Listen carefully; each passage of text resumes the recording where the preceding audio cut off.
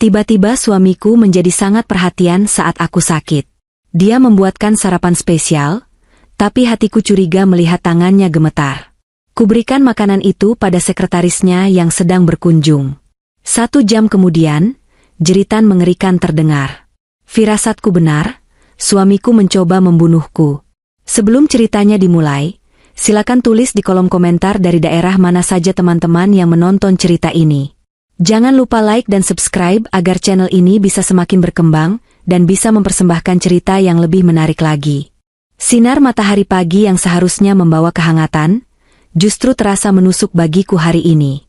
Aku, Clarissa, hanya bisa terbaring lemah di atas ranjang king size yang terasa terlalu luas untuk tubuhku yang kian menyusut. Sudah 1 bulan lamanya aku terkurung di kamar ini.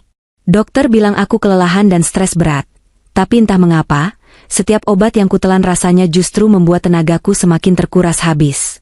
Rasanya seperti ada sesuatu yang menggerogoti nyawaku perlahan-lahan, inci demi inci, tanpa ampun.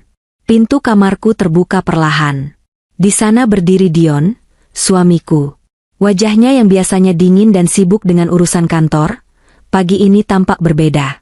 Ada senyum yang terukir di bibirnya, sebuah senyum yang anehnya tidak mencapai matanya.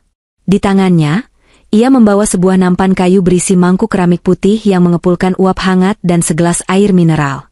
Aroma bubur ayam menguar memenuhi ruangan, bercampur dengan bau obat-obatan yang sudah sebulan ini menjadi teman tidurku. "Selamat pagi, sayang," sapa Dion dengan nada yang sangat lembut, terlalu lembut bahkan.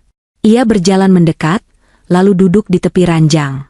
"Lihat, aku buatkan sarapan spesial untukmu. Bubur ayam racikan tanganku sendiri. Kamu harus makan supaya cepat sembuh." Aku menatapnya dengan pandangan sayu. "Kamu masak, Mas?" tanyaku dengan suara parau. Ini aneh.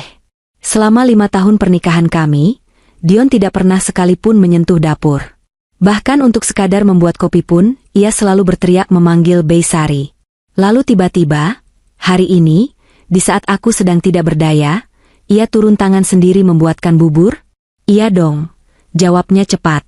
Ia mengaduk bubur itu pelan, lalu menyendoknya sedikit. "Aku ingin istriku cepat pulih. Perusahaan butuh kamu, aku butuh kamu. Ayo, buka mulutnya." Sendok itu melayang di depan bibirku. Namun, mataku menangkap sesuatu yang ganjil. Tangan Dion gemetar. Getaran itu sangat halus, tapi cukup jelas terlihat oleh mataku yang terbiasa meneliti detail kontrak perusahaan. Keringat dingin sebesar biji jagung juga terlihat menetes di pelipisnya, padahal AC di kamar ini menyala cukup dingin. Mengapa dia begitu gugup? Bukankah ini hanya menyuapi istri yang sedang sakit? Instingku berteriak. Ada lonceng bahaya yang berbunyi nyaring di kepalaku. Firasat seorang istri yang seringkali diabaikan, kali ini terasa begitu kuat mencengkeram dadaku. Aku menatap bubur itu, lalu menatap mata Dion. Dia menghindari tatapanku. Dia melihat ke arah sendok, seolah mendesakku secara batin untuk segera menelan isi sendok itu. "Mas, aku mual sekali," tolakku sambil memalingkan wajah. Baunya membuat perutku bergejolak. "Sedikit saja, Clarissa," desak Dion. Nadanya mulai terdengar tidak sabar, meskipun ia berusaha menutupinya dengan tawa kecil yang kaku. "Ini bubur mahal. Loh, aku pakai bumbu rahasia. Kalau kamu tidak makan, kapan kamu mau sembuh? Nanti ibu sedih kalau melihat kamu makin kurus begini." Dia menyebut ibu. Dia tahu kelemahanku. Tapi rasa curiga di hatiku jauh lebih besar daripada rasa baktiku pada kesehatanku sendiri saat ini. "Tidak bisa, Mas. Kalau aku paksakan, aku pasti muntah." Dion mendesah kasar. Ia meletakkan sendok kembali ke mangkuk dengan sedikit sentakan. "Terus mau diapakan bubur ini? Sayang kalau dibuang." Saat itulah, sebuah ide gila terlintas di benakku. Sebuah ujian untuk membuktikan apakah firasatku ini benar, atau hanya halusinasi orang sakit. "Kebetulan Salsabila ada di bawah, kan?" tanyaku. Salsabila adalah sekretaris Dion. Sejak aku sakit, Dion sering membawanya ke rumah dengan alasan banyak berkas yang harus diurus dan butuh tanda tanganku segera. Gadis muda itu cantik, ambisius, dan selalu menatap Dion dengan pandangan memuja yang membuatku muak. Iya, dia sedang merapikan berkas di ruang kerja. Jawab Dion bingung. Kasihan dia datang pagi-pagi sekali. Berikan saja buburnya pada Salsabila. Bilang itu tanda terima kasih dariku karena sudah membantumu mengurus pekerjaan kantor selama aku sakit. Ucapku datar. Wajah Dion seketika berubah pucat pasi. Matanya membelalak lebar. Apa? Tapi ini kan untukmu. Sayang, ini obat buat kamu. Mas, aku bilang aku mual. Suaraku meninggi sedikit, membuat kepalaku berdenyut nyeri. Lagi pula Salsabila pasti belum sarapan. Kamu mau membiarkan tamu kelaparan? Atau, ada sesuatu di dalam bubur itu yang membuatmu takut kalau orang lain memakannya? Pertanyaanku menohoknya. Dion tampak gelagapan. Jakunnya naik turun menelan ludah. Jika dia menolak, itu akan semakin membuktikan kecurigaanku. Dia terjebak dalam permainannya sendiri. Oke, baiklah kalau itu mau kamu, katanya terbata-bata. Tangannya yang memegang nampan kini gemetar makin hebat. Aku akan suruh Bei Sari memberikannya pada Salsabila. Dia buru-buru bangkit dan keluar kamar, seolah melarikan diri dari tatapan menyelidikku. Setelah pintu tertutup, aku memaksakan diri untuk bangun. Dengan langkah terseok-seok, aku berjalan menuju pintu dan membukanya sedikit, mengintip ke arah lantai bawah. Aku mendengar suara Dion memanggil Bei Sari. Bei, ini... Nyonya tidak mau makan. Katanya berikan saja pada Salsabila di ruang kerja. Baik, Tuan, suara Bei Sari terdengar patuh. Aku kembali ke tempat tidur, duduk dengan punggung bersandar pada kepala ranjang, menunggu dengan jantung berdebar kencang. Detik demi detik berlalu seperti jam. Keringat dingin membasahi punggungku. Tuhan, tolong, semoga aku salah, batinku. Semoga suamiku tidak sejahat itu. Semoga ini hanya ketakutan tak berdasar. Namun, sekitar 1 jam kemudian, keheningan rumah besar ini pecah. Arg. Jeritan itu terdengar melengking, penuh rasa sakit dan keputusasaan, datang dari arah ruang kerja di lantai 1. Itu suara Salsabila. Aku memejamkan mata sesaat. Air mata menetes bukan karena sedih, tapi karena kenyataan pahit yang menghantamku. Firasatku benar. Bubur itu bukan tanda cinta, melainkan tiket menuju kematian. Suara gaduh mulai terdengar.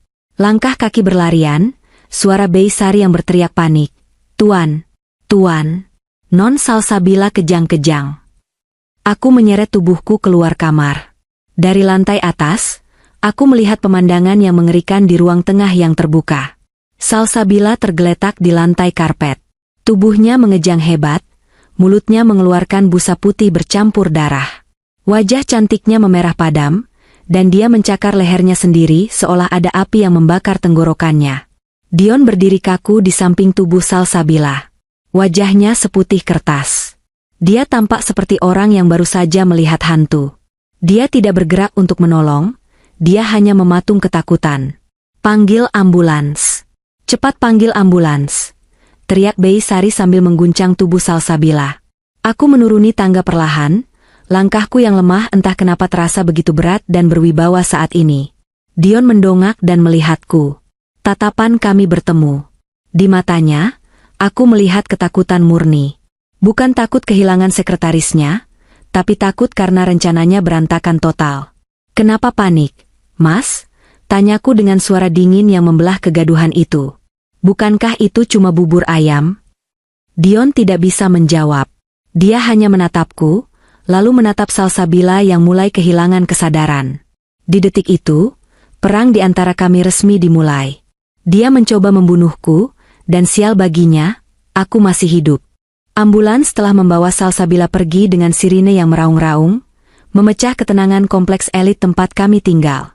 Polisi pun datang untuk meminta keterangan awal, tapi Dion dengan lihai, dan dengan uang pelicin yang kusaksikan diam-diam dia selipkan, berhasil meyakinkan mereka bahwa ini hanyalah kasus keracunan makanan biasa atau alergi parah. Mungkin dia salah makan di jalan. Begitu dalih Dion pada petugas. Aku memilih diam. Belum saatnya aku bicara. Aku butuh bukti yang lebih kuat daripada sekadar asumsi tentang bubur itu. Sekarang, rumah kembali sepi, namun udaranya terasa begitu mencekam.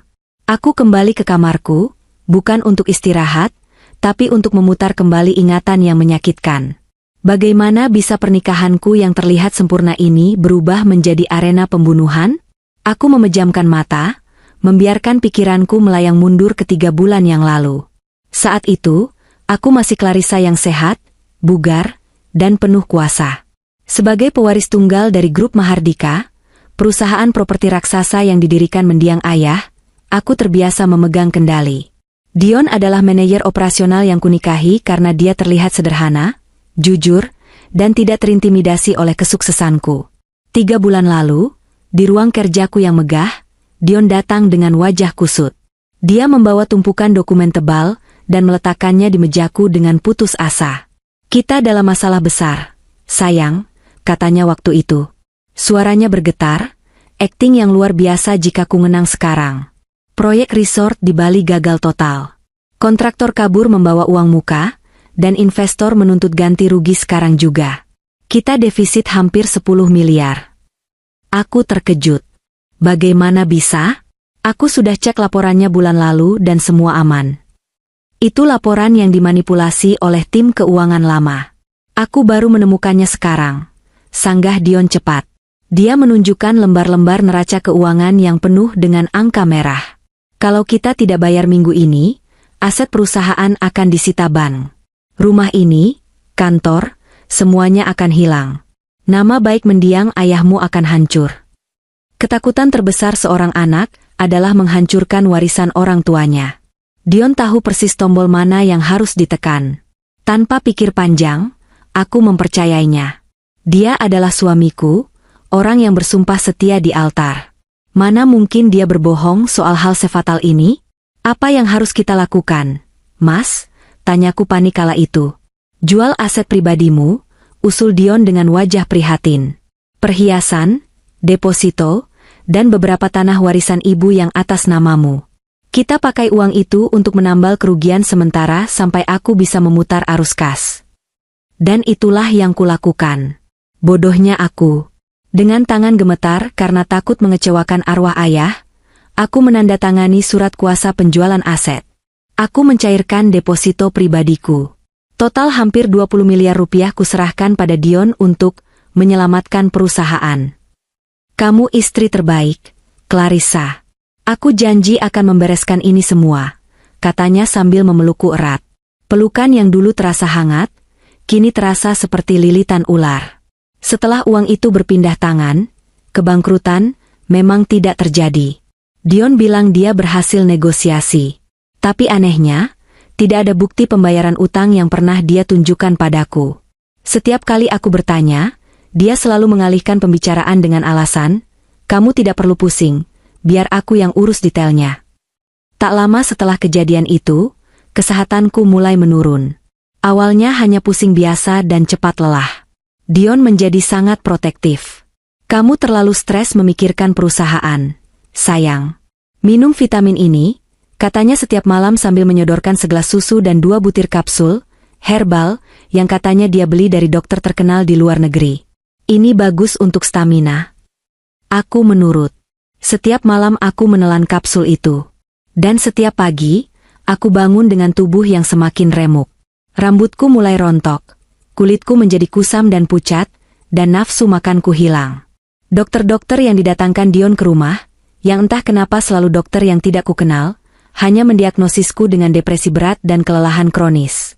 Mereka tidak pernah melakukan tes darah menyeluruh, karena Dion selalu melarang dengan alasan, "Istriku takut jarum suntik." Sebuah kebohongan besar lainnya.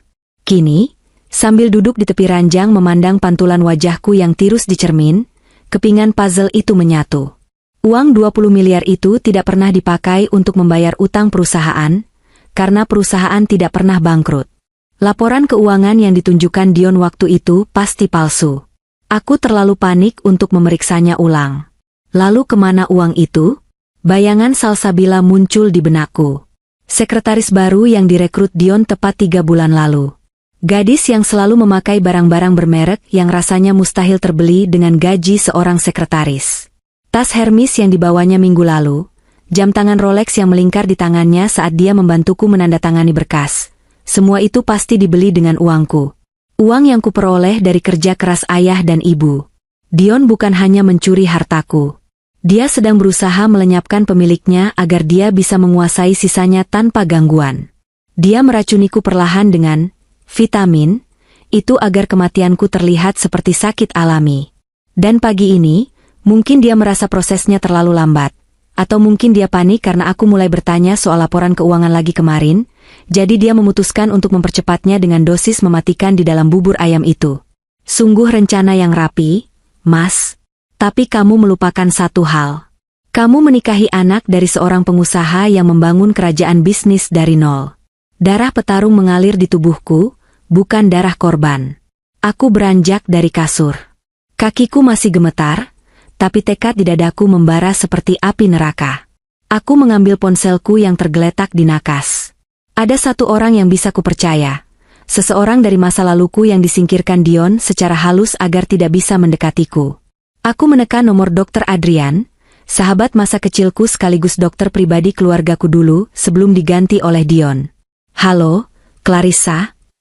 Suara Adrian terdengar kaget di seberang sana. Sudah berbulan-bulan aku tidak menghubunginya karena Dion selalu bilang Adrian sibuk atau sedang di luar negeri. Kamu apa kabar? Kenapa suaramu terdengar begitu lemah? Adrian, aku butuh bantuanmu. Bisikku cepat, mataku waspada menatap pintu kamar yang tertutup. Jangan tanya apa-apa dulu. Datanglah ke rumah lewat pintu belakang. Aku punya sampel makanan yang harus kamu periksa di laboratorium. Dan tolong bawa peralatan untuk mengambil sampel darahku. Clarissa, ada apa sebenarnya? Kamu sakit? Nada suaranya berubah panik. Bukan sakit, Ian. Jawabku sambil menatap sisa remah bubur yang menempel di sendok yang tertinggal di nampan di atas meja. Sendok yang seharusnya menyuapkan kematian padaku. Aku sedang diburu. Dan aku butuh bukti untuk memburu balik. Aku mematikan telepon. Napasku memburu. Air mata kemarahan menggenang di pelupuk mata, tapi kuhapus kasar. Tidak ada waktu untuk menangis. Mulai hari ini, Clarissa yang lemah dan penurut sudah mati. Yang tersisa hanyalah seorang istri yang siap menuntut balas. Aku berjalan menuju lemari pakaian, mengambil sebuah kotak kecil tersembunyi di balik tumpukan baju dingin. Di dalamnya ada kunci cadangan ruang kerja Dion.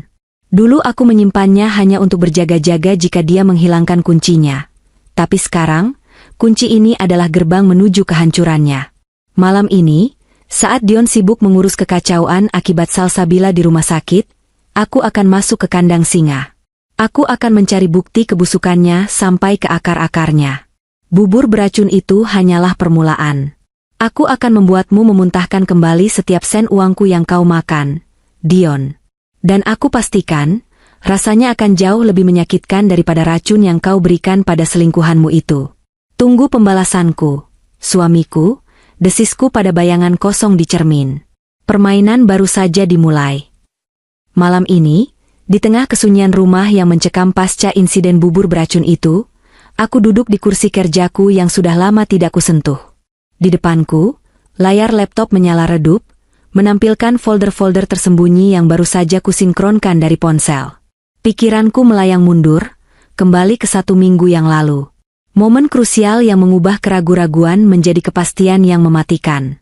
Momen di mana aku menemukan senjata yang kini kugenggam erat untuk menghancurkan mereka.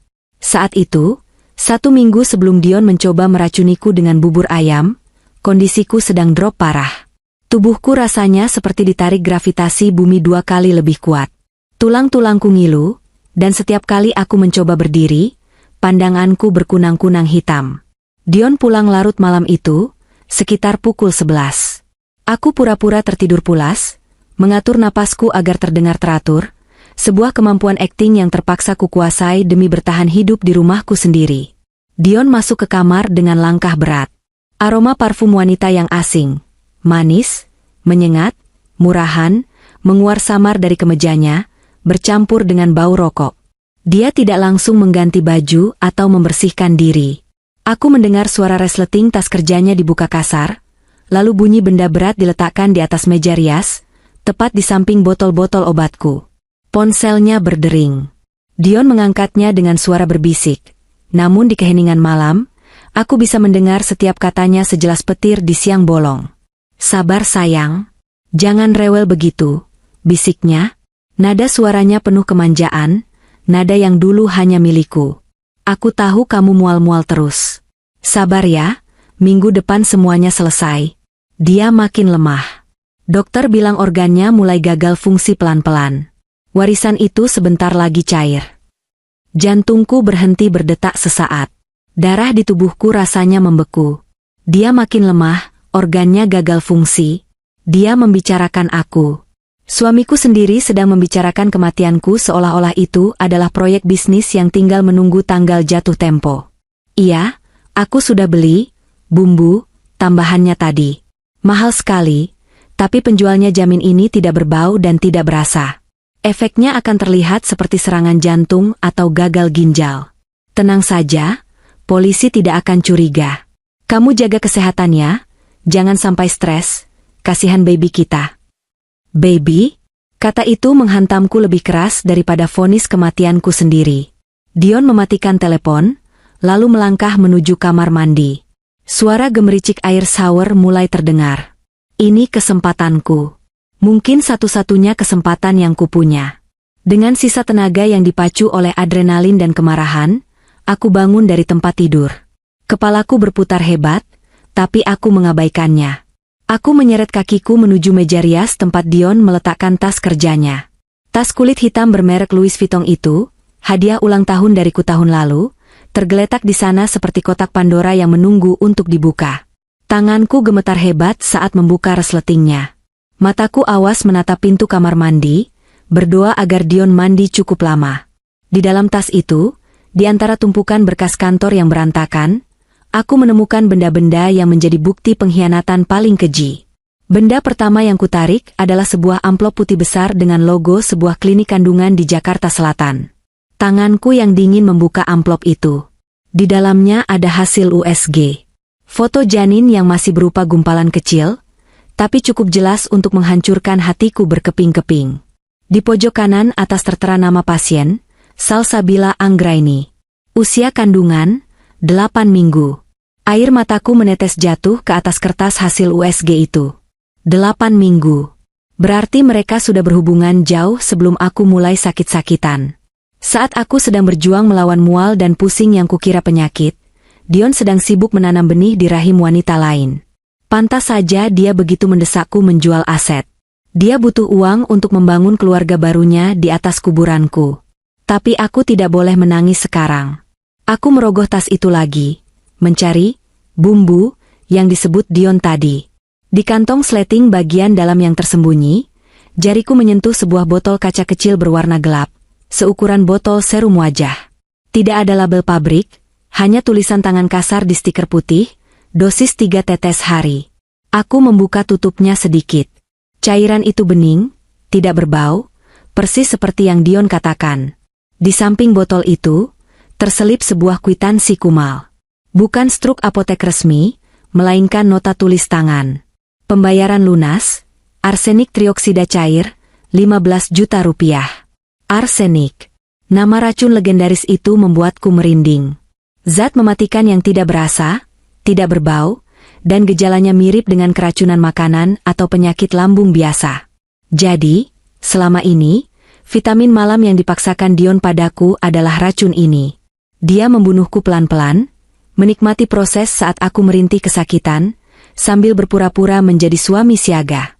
Waktu menipis. Suara air shower berhenti sejenak, lalu terdengar lagi. Dia mungkin sedang memakai sabun. Aku harus cepat. Aku mengambil ponselku, memotret semua bukti itu. Hasil USG, nama Salsabila, botol racun, dan kwitansi pembelian ilegal itu. Aku pastikan setiap detail tertangkap kamera dengan jelas. Setelah itu, aku melakukan sesuatu yang nekat. Di meja rias, ada botol kecil kosong bekas serum wajahku yang belum dibuang. Dengan tangan gemetar, aku menuangkan sedikit, hanya sekitar 5 ml, cairan arsenik itu ke dalam botol serum kosong tersebut. Aku butuh sampel fisik. Foto saja tidak cukup untuk polisi atau dokter. Setelah selesai, aku menutup botol racun Dion rapat-rapat, mengelap sidik jariku dengan ujung baju tidur, dan memasukkannya kembali ke tempat semula. Amplop USG kuselipkan lagi di antara berkas. Aku menutup resleting tas, memastikan posisinya persis sama seperti saat Dion meletakkannya. Baru saja aku kembali merebahkan diri di kasur dan menarik selimut sampai dagu, pintu kamar mandi terbuka. Dion keluar dengan handuk melilit di pinggang, bersiul kecil. Dia terlihat begitu santai, begitu segar, tanpa beban dosa sedikit pun. Dia berjalan ke arah meja rias, mengambil sisir di dekat tas kerjanya. Jantungku berdegup begitu kencang sampai rasanya rusukku mau patah. Dia melirik ke arahku lewat cermin. "Sudah tidur ya?" gumamnya pelan. Aku tidak menjawab, menjaga ritme napasku tetap lambat. Dion tersenyum sinis pada pantulanku di cermin. "Tidur yang nyenyak, istriku. Mimpi indah selagi bisa." Malam itu, di bawah selimut yang tebal, aku tidak tidur sedetik pun. Aku menggenggam botol serum berisi sampel racun itu di balik bantal. Rasa cinta yang tersisa untuk Dion lenyap tak berbekas, digantikan oleh dinginnya dendam. Dia pikir aku domba yang sedang menunggu disembelih, tapi malam ini, aku telah menemukan taringku. Aku tahu rahasianya. Aku tahu kelemahannya. Dan yang paling penting, aku tahu dia punya anak haram yang akan menjadi titik terlemahnya. Salsabila hamil. Dion seorang pembunuh. Kombinasi fakta ini adalah senjata nuklir yang akan kuledakkan tepat di wajah mereka saat waktunya tiba. Kembali ke masa kini, beberapa jam setelah Salsabila dibawa ambulans. Rumah besar ini terasa hening, tapi itu adalah keheningan sebelum badai. Beisari masih di dapur, mungkin sedang menangis ketakutan karena merasa bersalah menyajikan bubur itu, padahal dia tidak tahu apa-apa. Aku mendengar ketukan pelan di pintu belakang. Itu pasti Adrian. Sesuai dugaanku, dia datang lewat pintu servis agar tidak terekam CCTV kompleks di gerbang utama yang aksesnya dipegang Dion. Aku bergegas turun, membukakan pintu. Wajah Adrian tampak cemas. Begitu melihatku, matanya membelalak. "Ya Tuhan, Clarissa, kamu kurus sekali." Tanpa babe ibu, dia langsung memelukku. Pelukan seorang sahabat yang tulus, kontras sekali dengan pelukan palsu Dion. Aku menahan tangis, tapi fokusku harus tetap tajam. "Kita tidak punya banyak waktu, Ian," kataku sambil melepaskan pelukan. Dion masih di rumah sakit mengurus selingkuhannya, tapi dia pasti segera pulang untuk memusnahkan bukti. Aku membawa Adrian ke kamar tamu yang terkunci, tempat yang tidak pernah dimasuki Dion. Di sana, aku menyerahkan dua hal padanya. Pertama, wadah plastik berisi sisa bubur ayam yang sempat kuciduk dari mangkuk sebelum Beisari mencucinya tadi. Kedua, botol serum kecil berisi sampel cairan arsenik yang kucuri seminggu lalu. "Periksa ini di lab MU," perintahku tegas. Aku butuh hasil tertulis hitam di atas putih yang menyatakan bahwa zat di botol ini sama dengan zat yang ada di bubur itu. Dan aku juga butuh kamu mengambil darahku sekarang. Pasti masih ada residu racun di tubuhku. Adrian mengangguk, wajahnya mengeras menahan amarah. Dia mengeluarkan peralatan medis dari tasnya. Jarum suntik menembus kulit lenganku yang pucat. Darah merah pekat mengalir mengisi tabung vakum. "Kalau dugaanmu benar ini arsenik," kata Adrian sambil melabeli tabung darahku, "dosis yang dia berikan selama ini pasti kecil tapi konsisten. Arsenik merusak saraf, ginjal, dan hati. Tapi bubur hari ini, kalau melihat reaksi sekretaris itu, dosisnya pasti mematikan." Dion sudah tidak sabar lagi. "Clarissa, dia butuh uangnya segera," jawabku dingin. "Salsabila hamil. Dia butuh warisanku cair sebelum anak itu lahir agar dia bisa menceraikanku, atau menguburku, dan hidup bahagia dengan uangku." "Bajingan," desis Adrian. "Apa rencanamu selanjutnya? Kita lapor polisi sekarang." "Jangan dulu," potongku cepat. "Kalau lapor sekarang, dia bisa berkelit. Dia bisa bilang bubur itu tercemar tidak sengaja, atau menuduh Beisari, atau bahkan menuduhku mau bunuh diri. Bukti kita belum cukup kuat untuk memenjarakannya seumur hidup. Aku mau dia hancur total, Ian. Bukan cuma di penjara, tapi hancur secara sosial, mental, dan finansial. Aku mau dia merasakan neraka dunia." Adrian menatapku lama, seolah mencari sisa-sisa Clarissa yang lembut yang dulu dia kenal. Tapi dia tidak menemukannya. "Oke. Katakan apa yang harus kulakukan." "Pasang ini," Aku menyerahkan 3 buah kotak kecil berisi kamera tersembunyi berukuran mikro, seukuran kancing baju. Pasang di ruang tamu, ruang makan, dan kamar tidur utama. Kamera ini terhubung langsung ke cloud storage yang hanya bisa diakses lewat ponselmu. Aku tidak bisa memasangnya sendiri karena terlalu tinggi, dan aku terlalu lemah untuk memanjat. Adrian bekerja cepat.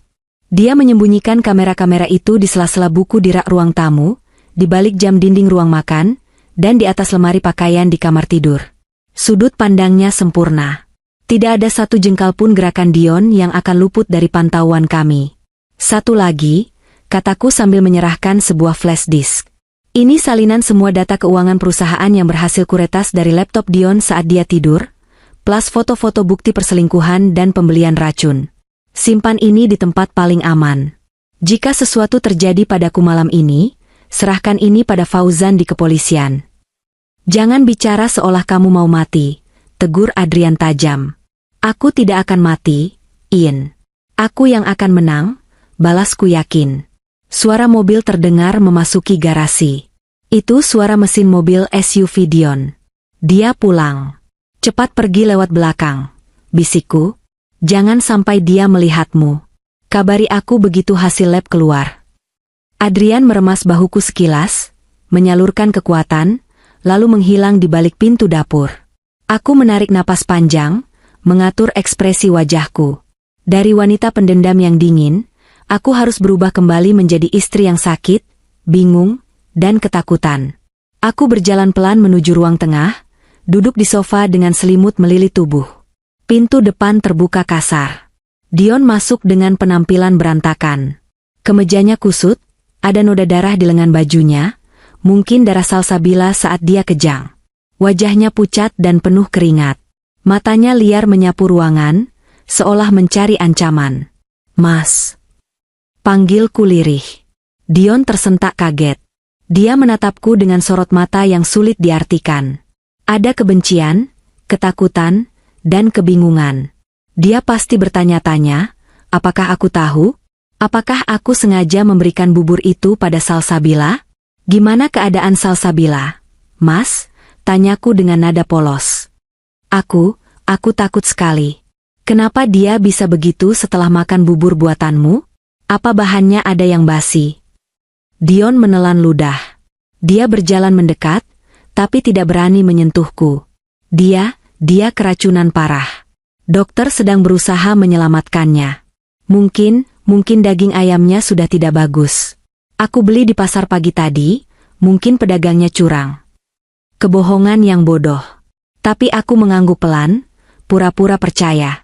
Ya ampun, untung aku tidak makan ya, Mas. Kalau aku yang makan, mungkin aku sudah mati. Kata-kataku membuat wajah Dion semakin pias. Dia menyadari ironi itu. Rencananya untuk membunuhku justru hampir membunuh kekasih dan calon anaknya sendiri. Aku mau mandi dulu. Badanku lengket.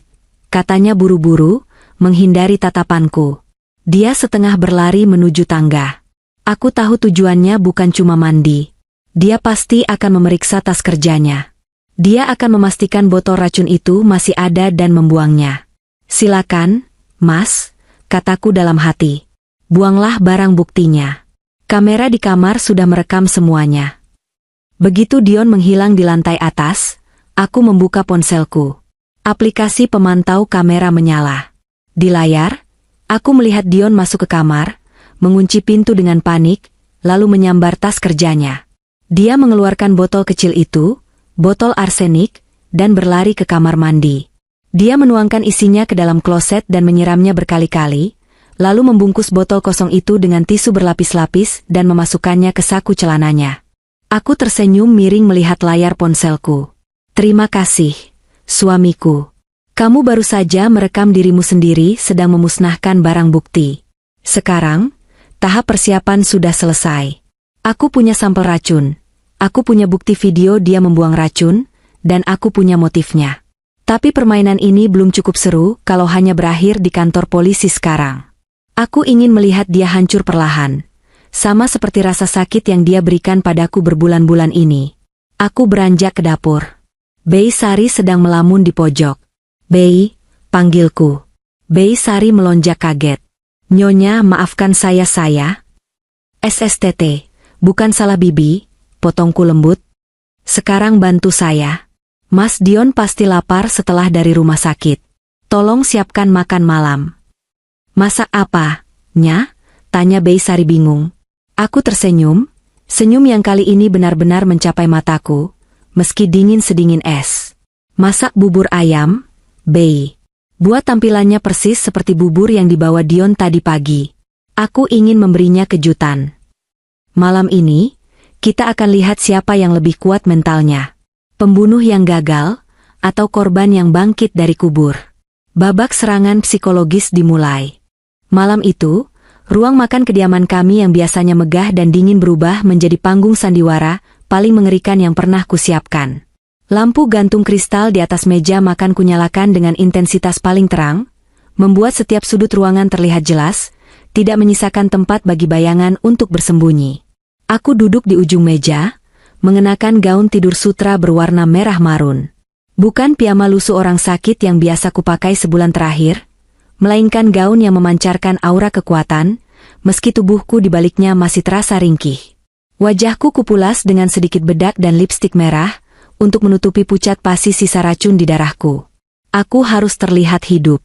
Aku harus terlihat seperti mimpi buruk yang nyata bagi Dion. Jam dinding berdetak. Tik, tok, tik, tok. Irama monoton yang seolah menghitung mundur kewarasan suamiku. Dion turun dari lantai atas sekitar pukul 8 malam. Langkahnya terseret, bahunya merosot. Kejadian pagi tadi dan seharian di rumah sakit mengurus Salsabila pasti telah menguras habis energi dan mentalnya. Dia masih mengenakan pakaian yang sama, kemeja yang kini kusut dan berbau keringat kecemasan. Saat dia melihatku duduk tegak di meja makan, langkahnya terhenti sejenak. Matanya menyipit, mungkin heran melihat perubahan penampilanku yang drastis. Clarissa, suaranya parau. Kamu tidak istirahat di kamar. Aku tersenyum lebar. Senyum yang kutiru dari cara dia menyenyumiku pagi tadi saat membawakan nampan maut itu. Aku merasa sedikit lebih baik, Mas. Mungkin karena efek istirahat seharian. Dan aku pikir, kasihan suamiku pulang malam-malam pasti kelaparan dan lelah. Jadi, aku minta Bei Sari menyiapkan makan malam spesial untuk kita. Duduklah. Dion tampak ragu, tapi dia tidak punya alasan untuk menolak. Dia menarik kursi di seberangku, duduk dengan gelisah. Matanya terus melirik ke arah pintu dapur, lalu ke arahku, seolah mencari tahu apakah aku tahu sesuatu. Ketakutan itu nyata di matanya, bersembunyi di balik topeng kelelahan. Terima kasih, sayang, gumamnya. Sebenarnya aku tidak terlalu lapar. Kejadian Salsabila tadi benar-benar membuatku syok. Justru karena itu kamu harus makan, Mas. Sahutku lembut, kamu butuh tenaga untuk menyelesaikan semua urusanmu, kan? Aku memberi isyarat tangan. Bei Sari keluar dari dapur dengan nampan tertutup. Dia berjalan dengan kepala tertunduk, tangannya sedikit gemetar saat meletakkan mangkuk tertutup itu tepat di depan Dion. Bei Sari tahu rencanaku, dan ketakutan wanita tua itu justru menambah bumbu ketegangan di ruangan ini. Dion yang paranoid pasti menangkap kegugupan Bei Sari. Silakan, Mas, ujarku. Dion membuka penutup mangkuk itu. Seketika, uap panas mengepul keluar, membawa aroma yang sangat familiar. Aroma bawang goreng, suiran ayam, dan kaldu yang gurih. Mata Dion membelalak lebar. Wajahnya yang pucat berubah menjadi kehijauan. Di hadapannya, tersaji semangkuk bubur ayam. Tampilannya persis 100% dengan bubur yang dia buatkan untukku pagi tadi. Bubur yang membuat Salsabila menjerit kesakitan dan kini terbaring kritis dengan kerongkongan terbakar. Tenggorokan Dion bergerak naik turun, menelan ludah yang terasa kering. Dia menatap bubur itu seolah bubur itu adalah kepala monster yang siap menggigitnya. Bu bubur? Tanyanya tergagap. Dia menatapku dengan horor. Kenapa bubur? Aku tertawa kecil, suara tawa yang kibuat seringan mungkin tapi menusuk. Loh, bukannya pagi tadi kamu bilang bubur ayam itu bagus untuk kesehatan? Kamu masak spesial buat aku, tapi sayangnya aku tidak bisa memakannya. Jadi, aku minta Bei Sari membuatkan replikanya khusus untukmu malam ini. Anggap saja sebagai bentuk kasih sayang istri yang ingin membalas perhatian suaminya. Kenapa? Kamu tidak suka? Dion terdiam kaku. Keringat dingin mulai bercucuran di pelipisnya, mengalir turun melewati pipinya yang tirus. Tangannya mencengkeram tepi meja, hingga buku-buku jarinya memutih. Otaknya pasti sedang berputar kencang, dipenuhi pertanyaan-pertanyaan mematikan. Apakah Clarissa tahu? Apakah dia menaruh racun yang sama di bubur ini? Apakah ini balas dendam? Atau ini hanya kebetulan? Ketidakpastian itulah yang menjadi senjataku. Jika aku langsung menodongnya dengan pistol, dia hanya akan takut mati. Tapi dengan ini, dia takut pada pikirannya sendiri. Ayo dimakan, Mas. Mumpung hangat. Desaku, nada suaraku mulai sedikit menekan. Aku perhatikan resepnya sama persis dengan yang kamu buat. Bei Sari bahkan menggunakan bumbu dari toples yang sama di dapur. Kata, bumbu, membuatnya tersentak. Dia tahu persis, bumbu, apa yang dia masukkan pagi tadi. Arsenik. Perutku sedang tidak enak. Clarissa, tolaknya, berusaha mendorong mangkuk itu menjauh perlahan. Aku makan roti saja nanti. Jangan begitu dong, rengekku manja, tapi mataku menatapnya tajam tanpa kedip. Kamu menghargai usahaku, kan? Pagi tadi aku menolak masakanmu karena aku sakit, dan kamu terlihat kecewa sekali. Sekarang kamu menolak masakanku? Apa kamu curiga ada sesuatu di dalamnya? Pertanyaan itu menohok tepat di jantung ketakutannya. Dion terpojok. Jika dia menolak keras, dia akan terlihat mencurigakan. Jika dia makan, dia bertaruh nyawa. Dia terjebak dalam perangkap yang dia ciptakan sendiri. Dengan tangan gemetar hebat, lebih hebat dari getaran tangannya pagi tadi, Dion mengangkat sendok. Denting sendok beradu dengan mangkuk keramik terdengar nyaring di ruangan yang sunyi itu. Dia menyendok sedikit bubur, mengangkatnya ke mulut. Aku menahan napas, menikmati setiap detik penderitaannya. Dia mendekatkan sendok itu ke bibirnya, hidungnya kembang kempis mencium aroma bubur itu, mencoba mendeteksi bau bahan kimia. Tapi dia lupa, arsenik yang dia beli tidak berbau. Dia tidak akan pernah tahu apakah bubur itu beracun atau tidak sampai dia menelannya. Tepat saat sendok itu menyentuh bibirnya, aku menekan tombol di ponselku yang tersembunyi di bawah meja. Arg. Panas. Sakit. Suara jeritan Salsabila meledak dari speaker Bluetooth yang kusembunyikan di balik tirai jendela di belakang punggung Dion. Suaranya begitu keras, begitu nyata, dan begitu mengerikan. Itu adalah rekaman suara yang sempat tertangkap CCTV ruang tengah pagi tadi, yang audionya sudah kuedit dan kuperjelas. Hah? Dion berteriak kaget. Dia melompat dari kursinya, menyenggol mangkuk bubur hingga tumpah ruah ke atas meja dan lantai. Sendok terlempar berdenting keras. Napasnya memburu, matanya liar mencari sumber suara. Suara apa itu? Siapa itu? Aku duduk tenang, tidak bergerak sedikit pun. Aku menatapnya dengan wajah datar, tanpa ekspresi kaget. Suara apa, Mas? Aku tidak mendengar apa-apa. Dion menatapku tak percaya. Kamu gila? Itu tadi suara jeritan. Suara Salsabila menjerit. Mas, kamu pasti kelelahan. Jawabku dingin. Rumah ini sunyi senyap. Tidak ada siapa-siapa selain kita dan Bei Sari. Tidak. Aku mendengarnya. Jelas sekali, teriak Dion. Dia mundur menjauh dari meja, memegang kepalanya dengan kedua tangan. Wajahnya merah padam karena panik dan marah. Kamu mempermainkan aku ya? Kamu menaruh speaker di sini? Kenapa kamu paranoid sekali, Mas? Tanyaku sambil berdiri perlahan. Aku berjalan memutari meja, mendekatinya seperti predator mengintai mangsa yang terluka. Apa yang kamu takutkan? Suara jeritan wanita yang keracunan? Kenapa suara itu menghantuimu? Apa karena kamu tahu persis bagaimana rasanya racun itu bekerja menghancurkan organ tubuh manusia? Dion terdiam. Matanya menatapku dengan kengerian baru. Dia mulai menyadari bahwa istri yang selama ini dia anggap bodoh dan lemah, kini berdiri di hadapannya sebagai sosok yang sama sekali berbeda. Kamu. Bisiknya, suaranya bergetar. Apa maksudmu? Duduklah kembali, Mas. Buburnya tumpah. Sayang sekali, kataku sambil menunjuk bubur yang berserakan di lantai. Padahal itu tidak beracun. Sama sekali tidak ada racunnya. Bei Sari memasaknya dengan cinta, bukan dengan arsenik. Kata arsenik menggantung di udara, berat dan mematikan. Kaki Dion lemas. Dia mundur hingga punggungnya menabrak dinding. Dia menatapku seolah aku adalah hantu yang bangkit dari kubur untuk menuntut balas. Serangan psikologis ini berhasil. Mentalnya runtuh. Dia bukan lagi pria manipulatif yang memegang kendali. Dia hanyalah tikus yang terpojok, ketakutan pada bayangannya sendiri, dan yang lebih parah, dia mulai meragukan realitas di sekitarnya. Apakah jeritan tadi nyata? Apakah bubur itu beracun? Apakah aku tahu segalanya? Ketidakpastian itu membunuhnya lebih cepat daripada racun manapun. Dan aku, Clarissa, baru saja memulai hidangan utamanya. Suasana di ruang makan kini bukan lagi tegang, melainkan pecah berantakan.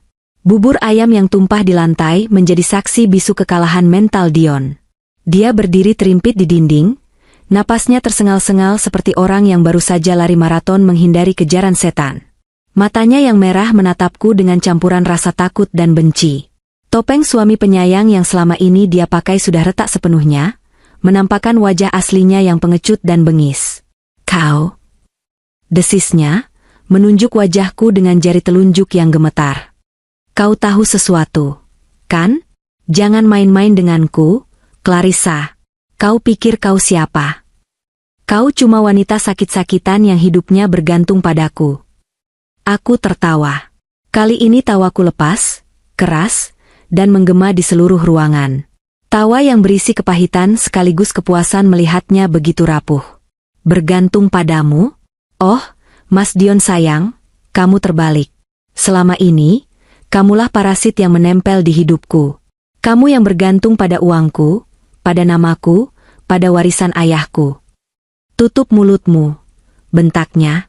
Dia mencoba maju untuk mengintimidasi, mengangkat tangannya seolah hendak menamparku. Namun, aku tidak mundur 1 inci pun. Aku menegakkan punggungku, menatap matanya dengan nyalang. Coba saja sentuh aku, tantangku dingin. 1 jari saja kamu menyentuhku, polisi yang sudah menunggu aba-abaku akan mendobrak pintu itu. Ancaman itu membuatnya membeku. Tangannya berhenti di udara. Polisi? Tanyanya ragu. Kau menggertak. Kau tidak punya bukti apa-apa. Polisi sudah percaya kalau Salsabila keracunan makanan basi. Benarkah? Aku berjalan santai menuju meja samping tempat tasku berada. Aku mengambil sebuah amplop coklat tebal yang tadi diantarkan kurir. Sebenarnya itu Adrian yang menyelinap lagi lewat pos satpam perumahan. Mari kita bicara soal fakta, Mas. Karena sepertinya kamu sudah lupa cara berkata jujur. Aku melemparkan amplop itu ke dadanya. Amplop itu jatuh ke lantai, isinya berhamburan keluar. Kertas-kertas hasil laboratorium, cetakan rekening koran, dan foto-foto. Dion menunduk. Matanya terpaku pada 1 lembar kertas dengan kop surat laboratorium medis Dr. Adrian. Di sana tertulis jelas dengan tinta tebal, positif arsenik trioksida. Konsentrasi mematikan. Itu hasil lab dari sisa bubur yang kau berikan pagi tadi. Jelasku dengan nada seperti guru yang sedang menjelaskan pelajaran pada murid yang bodoh. Aku mengambil sampelnya sebelum Bei Sari mencuci mangkuknya. Dan bukan cuma itu, Mas. Lihat kertas di sebelahnya. Dion dengan tangan gemetar memungut kertas lain. Itu adalah hasil tes darahku sendiri yang diambil Adrian sore tadi. Darahku mengandung residu arsenik dosis rendah. Lanjutku. Bukti bahwa kau sudah meracuniku secara sistematis selama berbulan-bulan lewat vitamin mahalmu itu. Kau membunuhku perlahan, Mas. Kau menyiksa istrimu sendiri demi uang. Ini rekayasa, teriak Dion, meremas kertas itu hingga lecek. Wajahnya pucat pasi, tapi dia masih berusaha menyangkal. Insting bertahan hidupnya membuatnya menjadi pembual yang gigih. Adrian itu temanmu. Dia pasti memalsukan ini semua karena dia cemburu padaku. Dia ingin menghancurkan rumah tangga kita.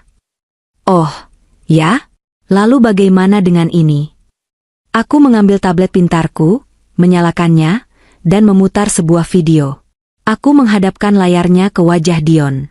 Di layar itu, terlihat jelas rekaman dari kamera tersembunyi di kamar tidur kami sore tadi. Video Dion yang sedang panik mengambil botol racun dari tas kerjanya, berlari ke kamar mandi, menuangkannya ke kloset, dan membungkus botol kosongnya. Kualitas videonya jernih, resolusi tinggi, menampilkan setiap detail keringat ketakutan di wajahnya. Kau memusnahkan barang bukti, Mas, kataku datar. Tapi kau lupa, di zaman sekarang, mata ada di mana-mana. Video ini sudah tersimpan di cloud dan sudah kuteruskan ke email penyidik kepolisian. Kau mau menyangkal apa lagi? Bilang kalau kau sedang menuang sirup ke toilet? Dion terhuyung ke belakang. Kakinya menabrak kursi hingga terjungkal.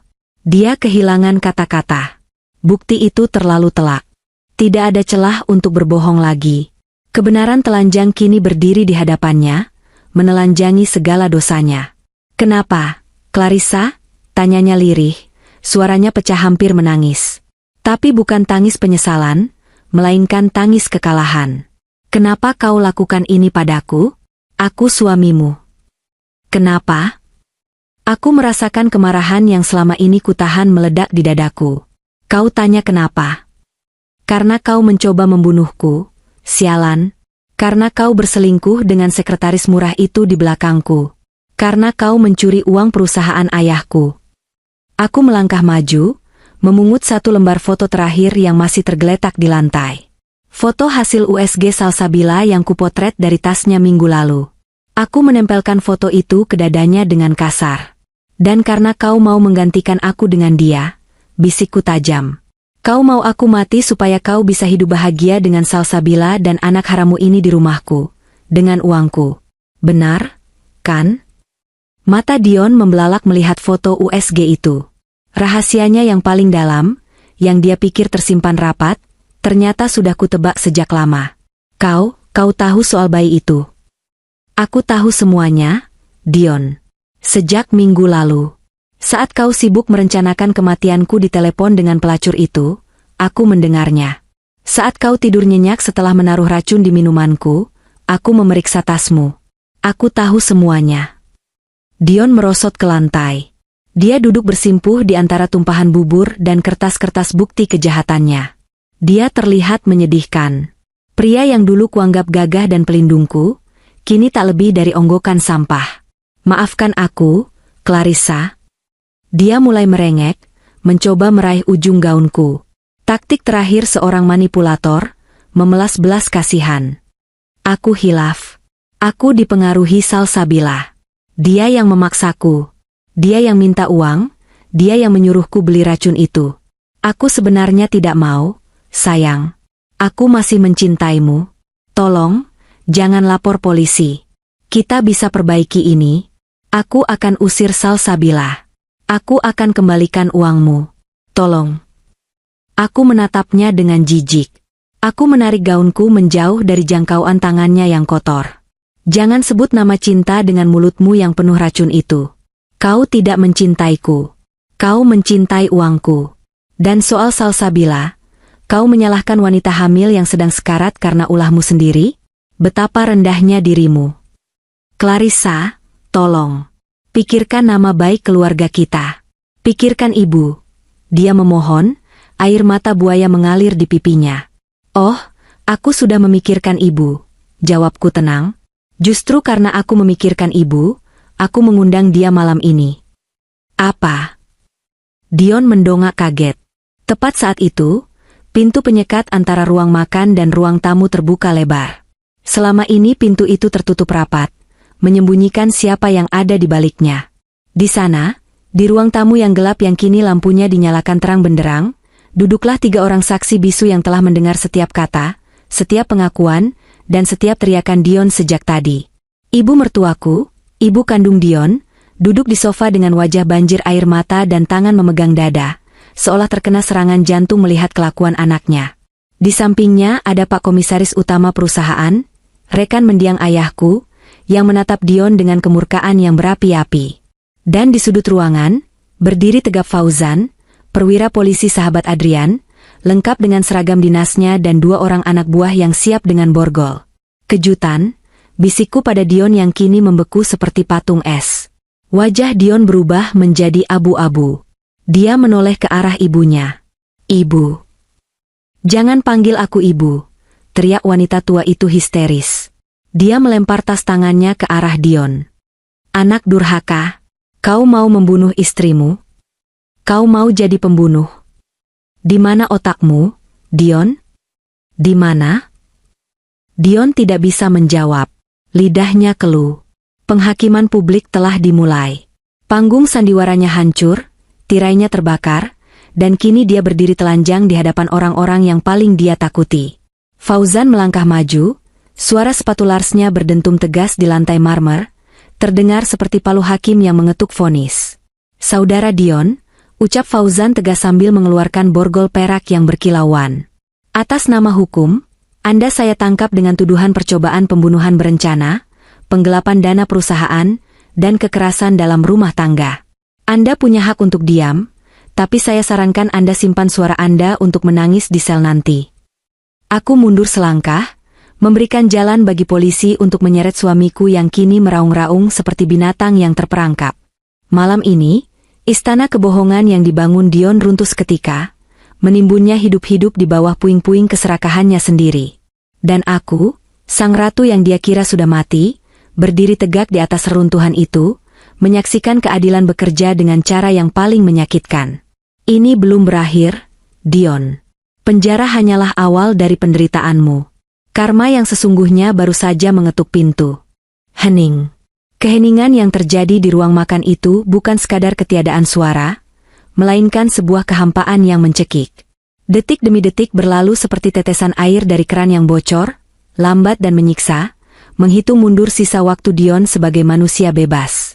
Aku berdiri tegak di ujung meja, menatap pria yang selama 5 tahun ini tidur di sampingku, pria yang pernah berjanji sehidup semati, namun ternyata berencana membuatku mati agar dia bisa hidup mewah. Dion masih berlutut di lantai, dikelilingi oleh serpihan bubur ayam yang tumpah dan kertas-kertas bukti kejahatannya yang berserakan seperti sampah. Wajahnya yang tadi pucat pasi karena ketakutan supranatural, akibat suara jeritan salsabila, kini berubah menjadi topeng keputusasaan saat menyadari bahwa pintu penyekat ruangan telah terbuka lebar. Di balik pintu geser kayu jati yang memisahkan ruang makan dan ruang tamu itu, duduklah para hakim yang telah kusiapkan. Cahaya lampu ruang tamu yang benderang menyinari wajah-wajah mereka yang dipenuhi ekspresi horor, jijik, dan kemurkaan. "Ibu." Suara Dion tercekat di tenggorokan, keluar seperti cicitan tikus yang terinjak. Ibu mertuaku, Bu Ratna, duduk di sofa kulit berwarna coklat tua.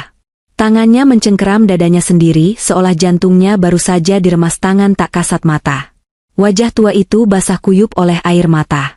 Di sampingnya, Pak Handoko, komisaris utama perusahaan mendiang ayahku, berdiri dengan wajah merah padam, tangannya mengepal di sisi tubuh hingga buku-buku jarinya memutih. Dan di sudut ruangan, berdiri tegak Fauzan, perwira polisi dengan seragam lengkap, didampingi 2 anak buahnya yang menatap Dion dengan sorot mata tajam seolah sedang menatap kotoran. Dion mencoba bangkit, kakinya goyah seperti agar-agar. Dia merangkak, merangkak di atas lantai marmer yang dingin menuju kaki ibunya. "Ibu, Bu, tolong Dion," racaunya histeris. Dia meraih ujung kebaya ibunya dengan tangan yang kotor terkena sisa bubur. "Ini salah paham, Bu. Clarissa bohong. Clarissa menjebak Dion. Dia gila, Bu. Istriku gila. Jangan sentuh aku." Teriakan Bu Ratna memecah udara, begitu keras dan melengking hingga membuat kaca jendela bergetar. Wanita yang selama ini selalu memanjakan Dion, yang selalu membelanya setiap kali kami bertengkar kecil, kini menendang bahu anaknya sendiri hingga Dion terguling ke belakang. "Ibu." Dion menatap ibunya dengan mata terbelalak, tak percaya. Bu Ratna berdiri, tubuhnya gemetar hebat. Dia menunjuk wajah Dion dengan jari telunjuk yang bengkok karena radang sendi, namun penuh dengan kekuatan amarah seorang ibu yang kecewa. "Aku tidak pernah melahirkan pembunuh. Aku melahirkan manusia, Dion. Bukan iblis. Tega-teganya kamu mau membunuh istrimu sendiri? Istri yang sudah mengangkat derajat kita? Istri yang melunasi utang pengobatan bapakmu dulu? Napas Bu Ratna tersengal-sengal. Bei Sari yang berdiri di belakang sofa segera maju memegangi bahu majikan tuanya itu, takut wanita itu pingsan. Bu, dengarkan Dion dulu. Dion mencoba membela diri lagi, air matanya bercucuran deras, bercampur dengan keringat dingin dan ingus. Penampilannya sungguh jauh dari citra pengusaha muda sukses yang selama ini dia banggakan di media sosial. Diam kamu, potong Pak Handoko. Suara bariton pria tua itu menggelegar. Dia melangkah maju, menatap Dion dengan jijik. Saya mendengar semuanya dari balik pintu itu, Dion. Saya mendengar kamu mengakui soal racun itu. Saya melihat videomu membuang barang bukti di toilet. Kamu pikir kami bodoh? Kamu pikir perusahaan ini mainan? Pak Handoko melemparkan sebuah map merah ke wajah Dion. Map itu menghantam pipinya dengan keras sebelum jatuh ke lantai. Mulai detik ini, kamu dipecat tidak hormat dari seluruh posisi di grup Mahardika. Dan jangan harap kamu bisa mendapat pesangon 1 rupiah pun. Tim audit independen sudah menemukan aliran dana yang kamu gelapkan ke rekening perempuan simpananmu itu. 30 miliar, Dion. 30 miliar uang perusahaan kamu curi untuk berfoya-foya dan membeli racun. Angka itu membuat Bu Ratna semakin histeris. Dia menangis meraung-raung, memukuli dadanya sendiri. Ya Allah! Gusti, apa salah hamba mendidik anak? Kenapa jadi begini? Aku hanya diam menyaksikan drama keluarga ini. Hatiku sudah beku. Tidak ada rasa kasihan sedikit pun melihat Dion hancur. Justru, ada kepuasan aneh yang menjalar di nadiku. Rasa puas melihat keadilan ditegakkan bukan oleh hukum, tapi oleh orang-orang yang paling dia sayangi. Cukup sandiwaranya, ucapku dingin, suaraku membelah kegaduhan itu. Aku menatap Fauzan. Pak Fauzan, silakan bawa sampah ini keluar dari rumah saya. Baunya membuat saya mual. Fauzan mengangguk tegas. Dia memberi isyarat pada kedua anak buahnya. Tangkap dia. 2 polisi bertubuh kekar itu maju serentak. Mereka menyentak lengan Dion kasar, memaksanya berdiri, lalu memelintir tangannya ke belakang punggung. Bunyi klik logam yang beradu terdengar nyaring saat borgol perak mengunci pergelangan tangan Dion. Tidak. Lepaskan. Kalian salah tangkap. Saya bukan kriminal. Dion memberontak liar, menendang-nendang udara. Clarissa, tolong aku. Sayang, maafkan aku. Aku hilaf. Jangan biarkan mereka membawaku. Aku suamimu. Aku berjalan mendekatinya, sangat dekat hingga aku bisa mencium bau asam keringat ketakutan yang menguar dari tubuhnya. Aku menatap matanya dalam-dalam. Kau bukan suamiku lagi, Dion, bisikku pelan namun tajam. Suamiku sudah mati saat dia memutuskan untuk menaruh arsenik di dalam gelas susuku 3 bulan lalu. Yang berdiri di depanku sekarang hanyalah terdakwa kasus percobaan pembunuhan berencana. Clarissa. Dia merintih, matanya memancarkan ketakutan murni. Penjara itu neraka, jangan masukkan aku ke sana. Nikmati nerakamu, Mas. Kau yang membangunnya sendiri, bata demi bata, jawabku sambil berbalik memunggunginya. Polisi menyeretnya keluar.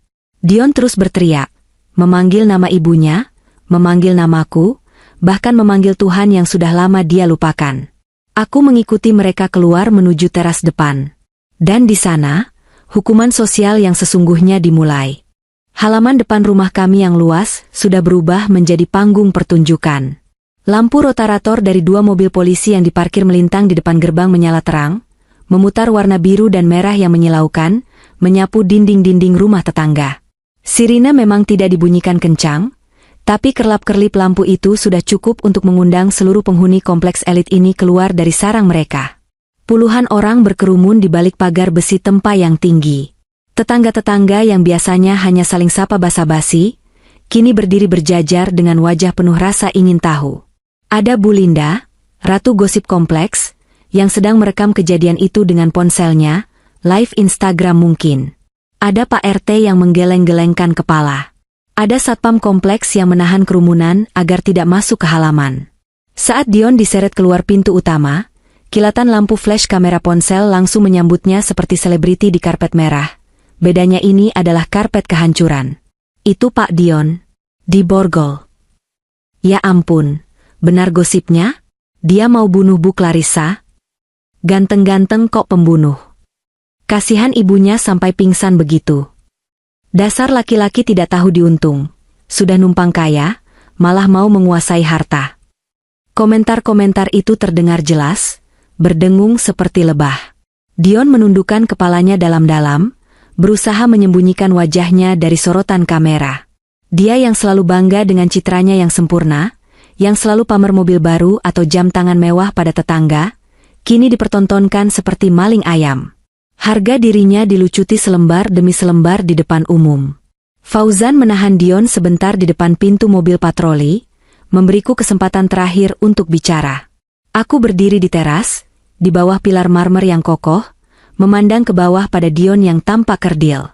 Angin malam menerbangkan ujung gaun tidurku, membuatku merasa seperti dewi pembalasan dendam dalam mitologi kuno. Dion, panggilku. Dia mendongak, matanya merah dan bengkak. Ingat bubur ayam pagi tadi? Tanyaku dengan suara lantang agar didengar oleh polisi di dekatnya. Salsabila sekarang sedang meregang nyawa di rumah sakit karena memakan cinta yang kau siapkan untukku. Berdoalah dia selamat.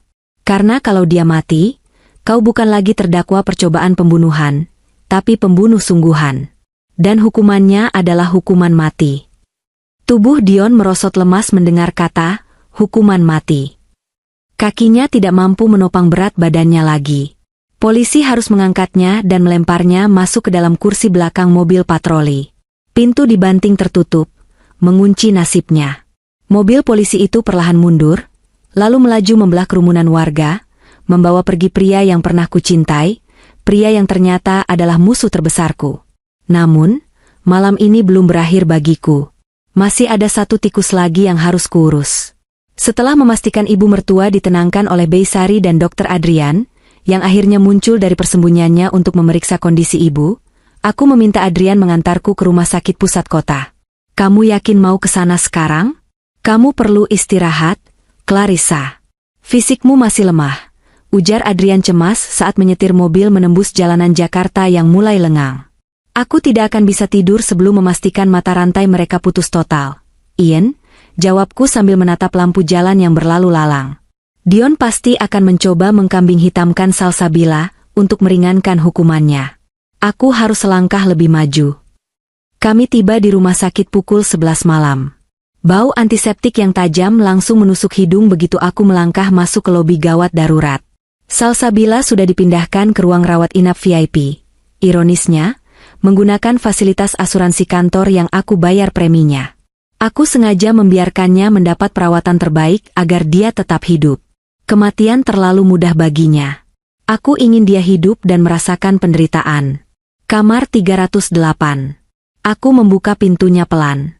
Pemandangan di dalam sana cukup untuk membuat siapapun bergidik ngeri. Salsabila terbaring di ranjang dengan kondisi mengenaskan. Wajahnya yang dulu ia banggakan, yang membuatnya merasa lebih unggul dariku, kini bengkak tidak karuan. Kulitnya memerah, dipenuhi ruam melepuh yang basah, efek reaksi alergi ekstrim terhadap racun kimia keras itu.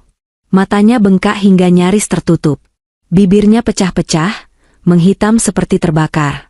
Selang oksigen menempel di hidungnya, dan infus terpasang di kedua lengannya yang penuh lebam jarum.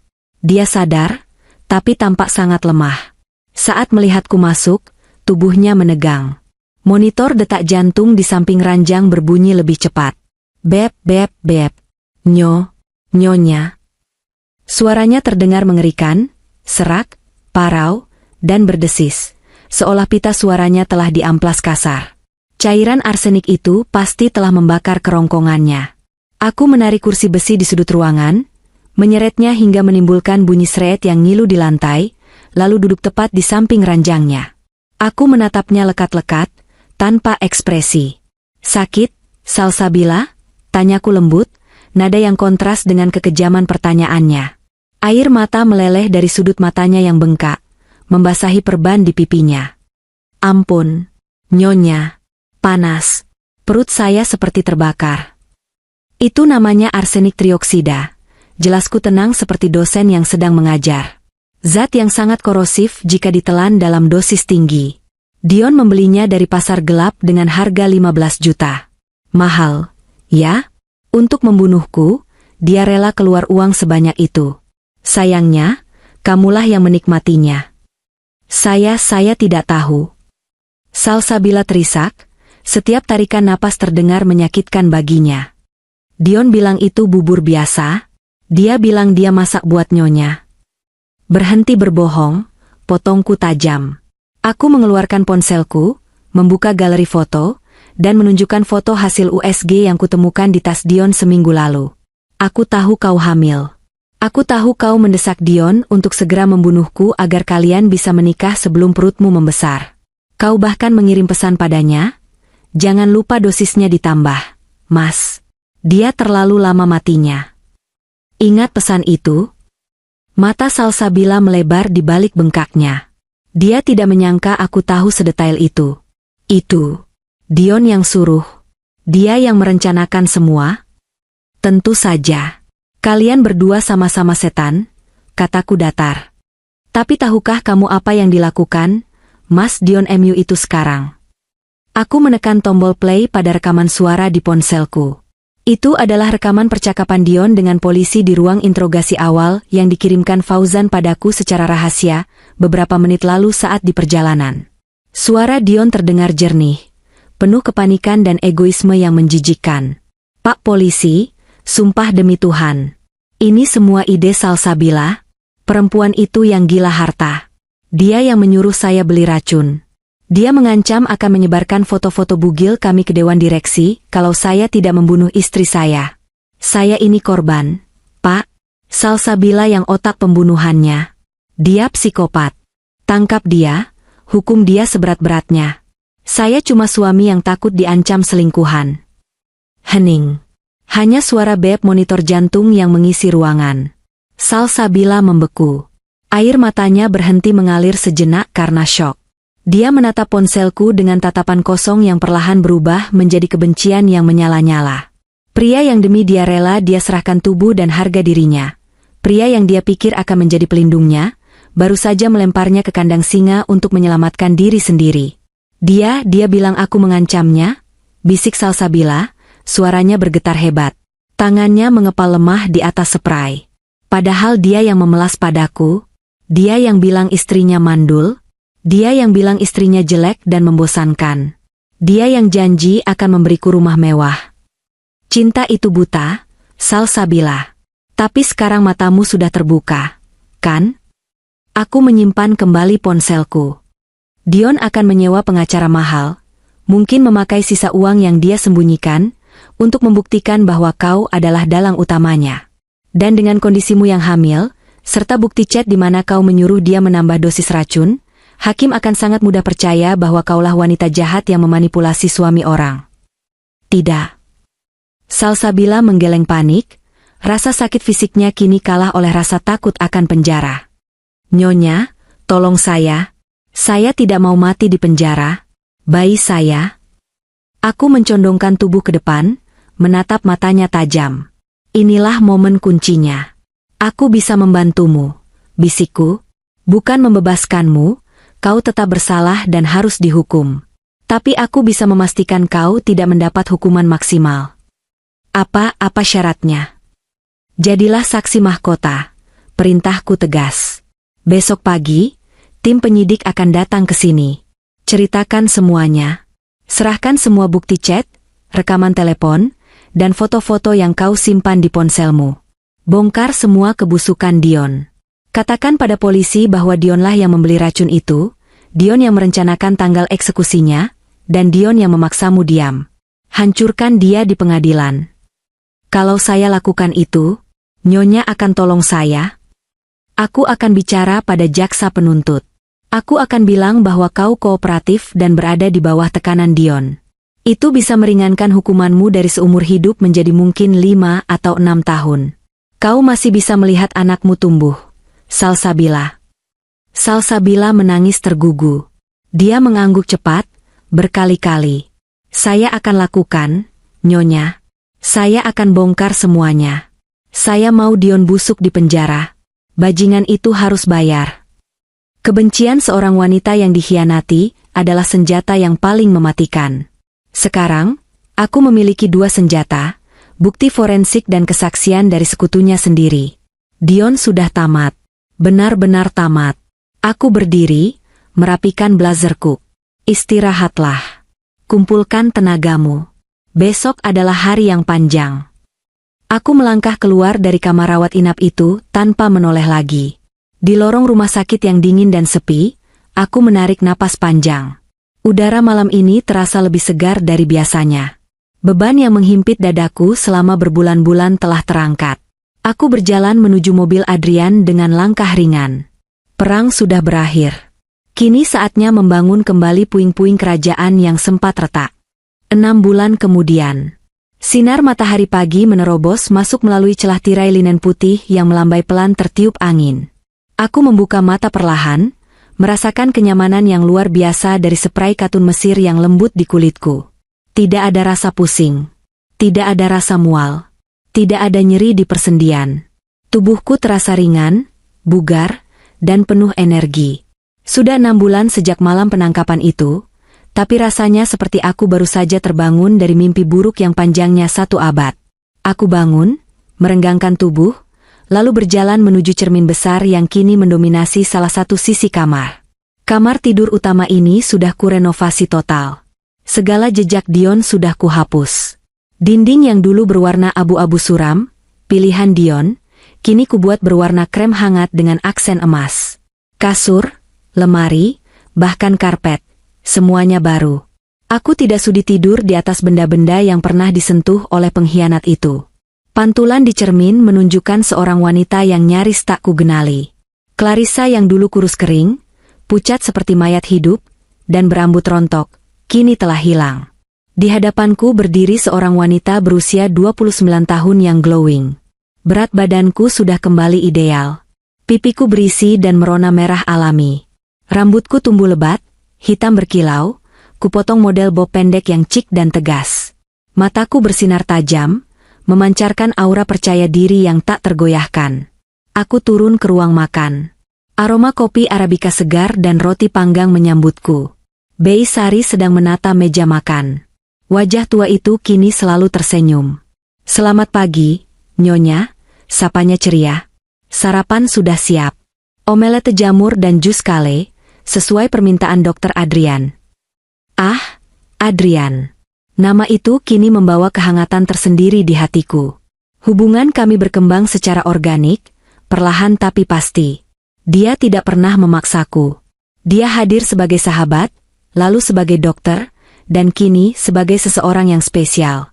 Dia adalah antitesis dari Dion. Tulus, tidak gila harta, dan selalu memprioritaskan keselamatanku. "Terima kasih, Bei." Aku duduk dan mulai menyantap sarapanku dengan lahap. Makanan yang sesungguhnya. Makanan yang tidak dibumbui racun tikus. Betapa nikmatnya rasa aman itu. Setelah sarapan, aku berangkat ke kantor.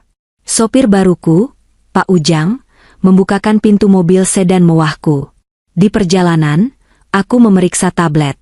Laporan keuangan kuartal ini menunjukkan grafik hijau yang menanjak tajam.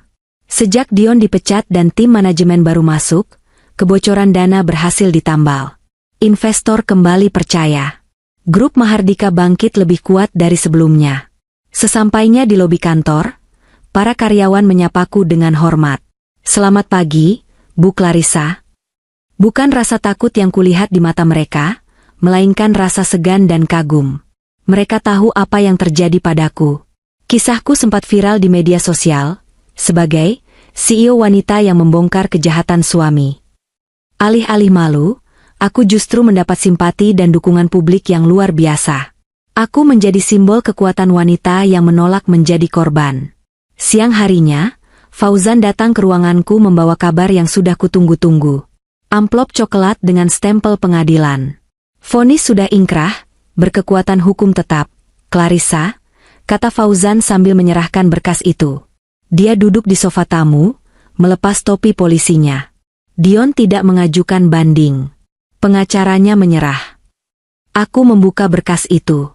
Mataku menyapu barisan kalimat putusan hakim.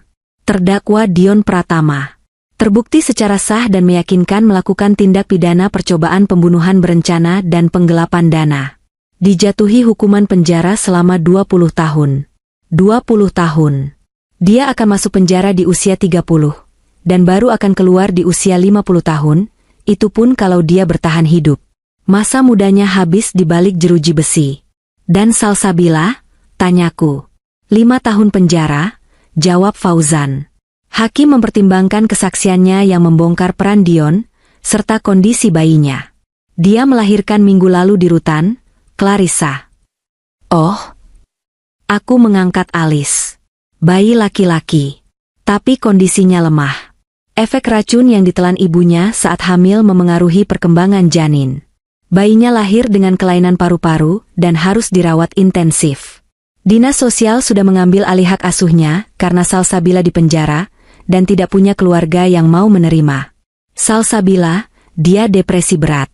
Dia meraung-raung minta bertemu anaknya, tapi tidak diizinkan. Karma bekerja dengan cara yang misterius dan presisi. Salsabila ingin merebut hartaku demi anak itu, tapi sekarang dia kehilangan segalanya. Kebebasan, kesehatan, dan anaknya sendiri. Ada satu hal lagi, Fauzan terlihat ragu sejenak. Dion mengajukan permohonan kunjungan. Dia ingin bertemu kamu sebelum dipindahkan ke lapas Nusa Kambangan besok lusa. Dia bilang dia ingin minta maaf. Aku terdiam, memutar pulpen mahal di jari-jariku. Apakah aku perlu menemuinya? Sebagian diriku ingin menutup buku ini selamanya tanpa melihat wajahnya lagi. Tapi sebagian lain, bagian yang ingin memastikan kemenangan mutlak, merasa perlu untuk melihat hasil karyaku. Aku perlu melihat reruntuhan manusia bernama Dion itu dengan mata kepalaku sendiri. Baik. Atur jadwalnya sore ini, putusku. Pukul 3 sore, aku melangkah masuk ke Rutan Salemba. Udara di sini lembab, berbau keringat lama dan karbol murah yang menyengat. Aku mengenakan gaun terusan hitam yang elegan, kacamata hitam, dan tas Hermes. Tas yang dulu ingin sekali dibeli Salsabila dengan uang curiannya. Penampilanku sangat kontras dengan lingkungan suram ini. Petugas membawaku ke ruang kunjungan khusus. Di balik dinding kaca tebal yang memisahkan dunia bebas dan dunia terhukum, duduklah seorang pria. Aku nyaris terlonjak kaget. Apakah itu Dion? Pria di balik kaca itu tampak seperti kakek-kakek. Kepala botaknya dipenuhi koreng, mungkin karena kutu atau jamur air penjara yang kotor. Tubuhnya kurus kering, tulang pipinya menonjol tajam, membuat matanya yang cekung terlihat seperti lubang hitam. Kulitnya kusam, abu-abu, dan penuh bekas garukan. Dia mengenakan baju tahanan oranye yang kedodoran. Saat dia melihatku, dia langsung menempelkan telapak tangannya ke kaca. Tangannya gemetar hebat, kuku-kukunya hitam dan panjang. Clarissa. Suaranya terdengar lewat interkom, serak, putus-putus, dan menyedihkan. Kamu datang. Ya Tuhan, kamu cantik sekali. Kamu bersinar. Aku duduk dengan anggun, menatapnya tanpa emosi. Aku mengangkat gagang telepon di sisiku perlahan. Halo, Dion. Kau terlihat berbeda. Dion tertawa histeris, tawa yang terdengar gila. Berbeda? Aku hancur. Clarissa, lihat aku. Lihat aku. Dia menarik rah bajunya, memperlihatkan leher dan dadanya yang penuh luka lebam dan bekas sundutan rokok. Di sini neraka. Tahanan lain tahu kasusku. Mereka benci suami yang mau bunuh istri. Aku dipukuli setiap hari. Aku jadi bulan-bulanan preman Blok C. Mereka mengambil jatah makanku. Mereka memaksaku memijat kaki mereka. Air mata mulai mengalir di pipi kotornya. Dan makanannya. Clarissa, makanannya. Matanya meliar ketakutan. Nasi cadong itu keras seperti batu. Baunya busuk. Dan aku tidak berani memakannya. Kenapa? Tanyaku datar. Karena aku takut diracun. Teriak Dion, suaranya pecah. Setiap kali aku melihat makanan, aku melihat bubur itu. Aku membayangkan ada arsenik di dalamnya. Aku paranoid. Aku tidak bisa makan. Aku kelaparan tapi aku takut mati keracunan. Ini gila. Aku mau gila. Aku tersenyum tipis. Ironi yang sempurna. Ketakutan yang dia tanamkan padaku selama berbulan-bulan, kini berbalik menyerangnya 1000 kali lipat. Dia dihantui oleh bayangannya sendiri. Dia mati kelaparan karena diteror oleh racun imajiner, sementara dulu dia memaksaku menelan racun sungguhan. Itu namanya keadilan. Mas, ucapku tenang, kau menuai badai yang kau tabur. Clarissa, tolong aku. Dion mulai menangis terseduh-seduh, memukulkan keningnya ke kaca. Aku tidak kuat 20 tahun. Aku akan mati di sini dalam sebulan. Tolong cabut tuntutanmu. Atau kirimi aku uang. Kirimi aku makanan yang aman. Tolong. Aku suamimu. Kita pernah saling mencintai. Uang? Aku tertawa kecil. Asetmu sudah habis, Dion. Rumah orang tuamu sudah disita bank untuk menutupi sebagian kecil kerugian perusahaan.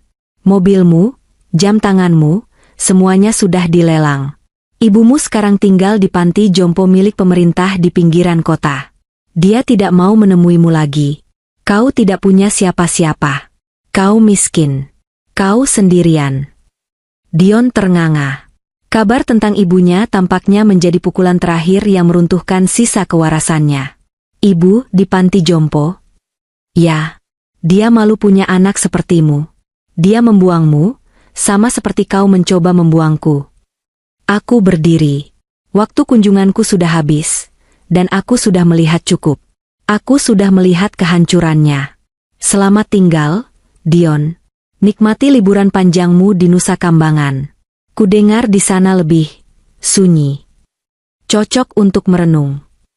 Clarissa, jangan pergi. Jangan tinggalkan aku. Dion berteriak histeris, mencakar-cakar kaca pembatas. Ampun. Aku menyesal. Clarissa Dua petugas penjara langsung menyergapnya, menyeret tubuh kurus itu menjauh dari kaca. Dion meronta-ronta seperti binatang liar, meneriakkan namaku dan nama ibunya bergantian sampai suaranya hilang ditelan pintu besi yang tertutup berdebum. Hening kembali. Aku meletakkan gagang telepon itu. Menghela napas panjang, lalu berbalik dan berjalan keluar. Langkah kakiku bergema mantap di lorong penjara. Tidak ada lagi keraguan. Tidak ada lagi rasa sakit. Di luar gerbang rutan, sebuah mobil SUV hitam mengkilap sudah menunggu. Adrian berdiri di sampingnya, bersandar santai dengan kemeja putih yang lengan bajunya digulung, memperlihatkan jam tangan sederhana. Dia tersenyum hangat saat melihatku keluar. Senyum yang tulus, tanpa kepalsuan. Sudah selesai? Tanyanya lembut. Aku memandang langit Jakarta yang mulai berwarna jingga kemerahan. Matahari terbenam yang indah, menandakan berakhirnya hari yang panjang dan akan datangnya esok yang baru. Sudah, jawabku mantap, membalas senyumnya. Sudah benar-benar selesai. Masa laluku sudah terkunci di dalam sana. Adrian membukakan pintu mobil untukku. Kalau begitu, mari kita rayakan masa depan. Aku tahu tempat makan malam yang enak. Tenang saja, menunya steak, bukan bubur. Kami berdua tertawa lepas. Tawa yang renyah dan penuh kelegaan. Aku masuk ke dalam mobil, meninggalkan gedung penjara yang suram itu di belakang punggungku. Hidup itu lucu. 6 bulan lalu, aku adalah wanita yang sekarat, dikhianati, dan dianggap tak berguna. Hari ini, aku adalah wanita paling bahagia dan paling kuat di dunia. Aku, Clarissa, telah melewati api penyucian dan keluar sebagai emas murni. Dan bagi mereka yang mencoba membakarku, mereka hanyalah abu yang tertiup angin. Mobil kami melaju menembus senja, menuju cakrawala yang tak terbatas. Kisah balas dendamku telah usai. Kisah kebahagiaanku baru saja dimulai.